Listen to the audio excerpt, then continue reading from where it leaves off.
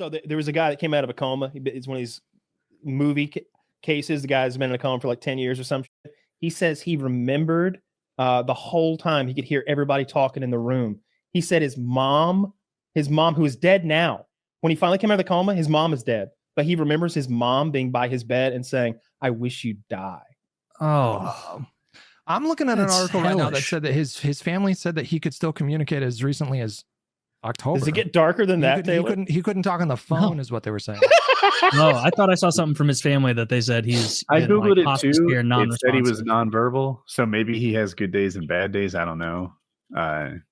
Mine was from 11 months ago. Oh yeah, he Does slays he at have cancer or Pictionary. anything, or is he just old as fuck? Say that again. Does he have cancer or anything, or is he just old as fuck? I think he's just old as fuck. Yeah. At that age, like you probably have all sorts of cancers just cropping up. Like you're 100. Enlarged prostate. Yeah, enlarged prostate. He's not coming enough. No one's his caretaker isn't beating him off.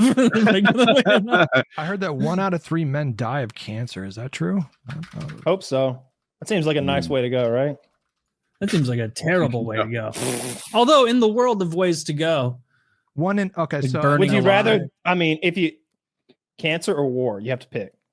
It says 1 of 2 men will develop cancer in their lifetime. Anything else? 1 in 9 men will die from cancer. Half the people on this show have had cancer already. That's right. We whooped its ass. Mm-hmm. That's true. Really? And yeah, they had very serious cancer. Kyle and I both had cancer.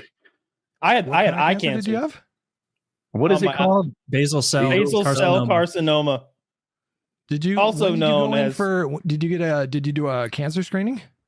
No, I had a little mole. He had to put his tit in a machine. My whole dick. it's getting pushed flat. God, that would suck.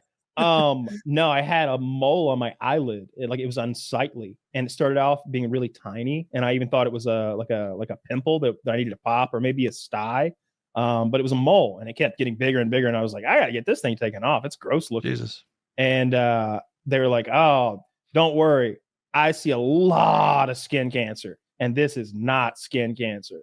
And I was like, "Sweet." And then like 3 weeks later, I'm with my dad at my house. We're like watching movies and stuff, and that doctor's office calls me, and they're like, "Hey, the doctor would like cancer.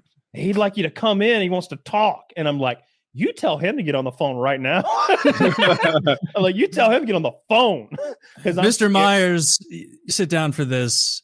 You're gay. No. Yeah, look at that. Yeah, that was rough. And so wow. You look like the leader of the Proud Boys guy. Dude, he looked sick.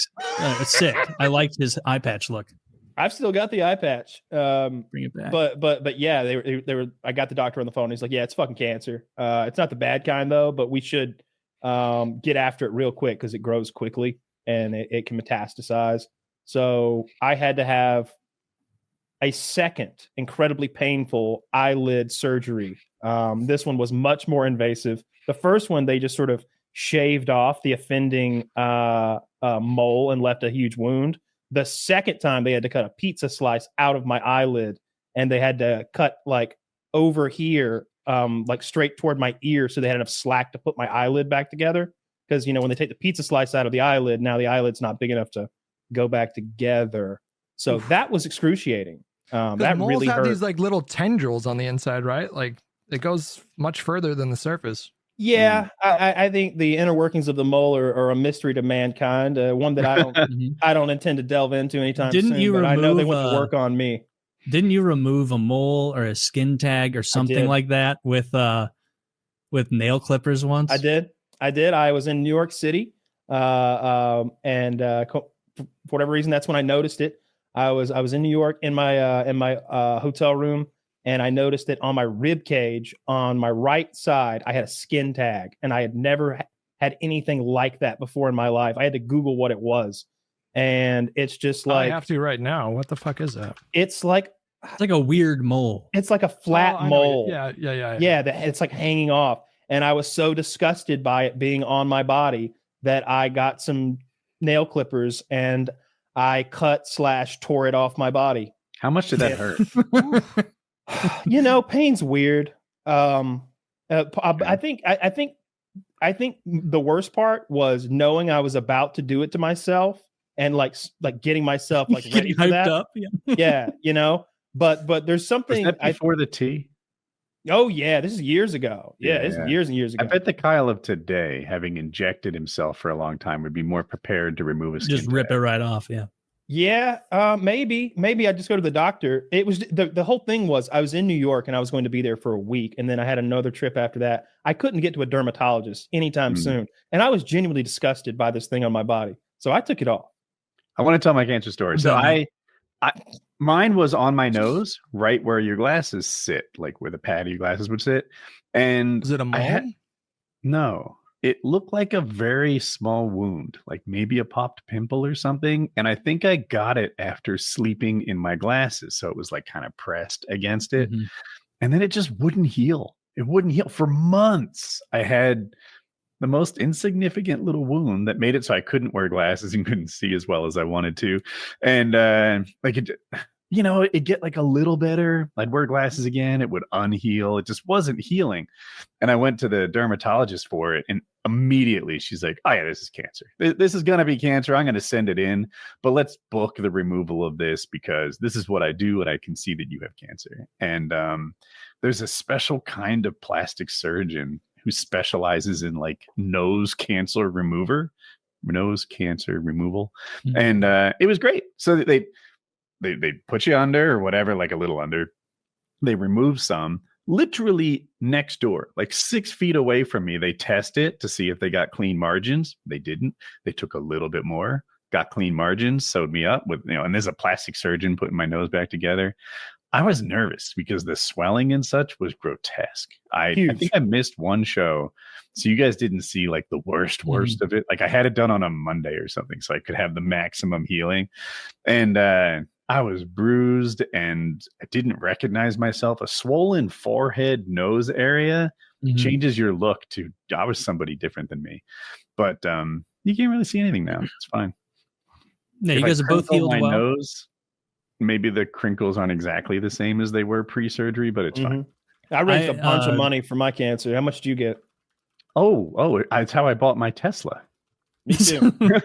Tesla bros. Imagine if we'd done that. Wow, this happened like a while ago, but I literally had your story of ripping off a skin tag in my head while I did this. I like something like popped up in like the neck shoulder region, just like that was clearly like didn't belong there, to the point that like I looked over and I was like, what the fuck is this thing popping up? And I was like, oh, this is probably a skin tag like Kyle talked about. Maybe I should get nail clippers.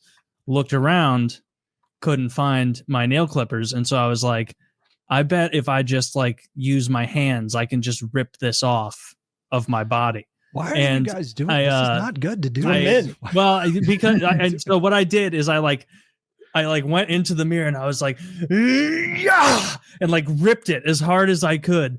And what it like blood like did is the amount of blood all over me was insane. Like just, it was dripping down the front and the back side of me. And I'm like, all right, well, this is alarming. This is more blood than I expected.